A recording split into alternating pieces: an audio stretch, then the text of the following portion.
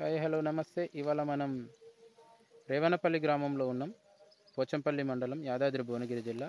రైతు నారి సత్తయ్య. ఈయన సేఫ్జిన్ కంపెనీకి సంబంధించినటువంటి కిసాన్ సాబ్ అనే హైబ్రిడ్ వంగడాన్ని సాగు చేశాడు. సో దీన్ని ముఖ్య లక్షణాలు మనం చూసుకున్నట్లయితే మీడియం హైట్ ఉన్నది. సో పిలక శాతం కూడా చాలా ఎక్కువగా ఉన్నది. దాదాపుగా ఒక 35 నుంచి 40 పిలక ఉంది. 40 పిలకలు కూడా ఫలవంతమైన పిలకలే ఉన్నాయి. సో ఇక్కడ మనం గొలుసులు కూడా చూసుకున్నట్లయితే ఇప్పుడు ఫ్లవరింగ్ స్టేజ్లో ఉన్నది ఇది.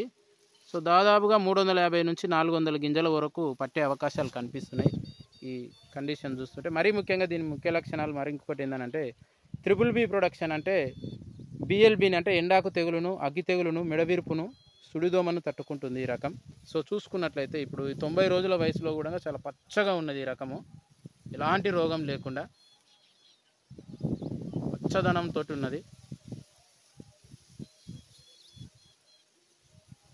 ఇది ఎకరానికి మనకు 6 నుంచి 9 కేజీల విత్తనం అవసరపడుతుంది. ఇది రబీ మరియు ఖరీఫ్ కాలాలకు అనుకూలమైన రకం. సో ఇక్కడ చూసుకోవచ్చు గొలుసు, దీని యొక్క పొడవు.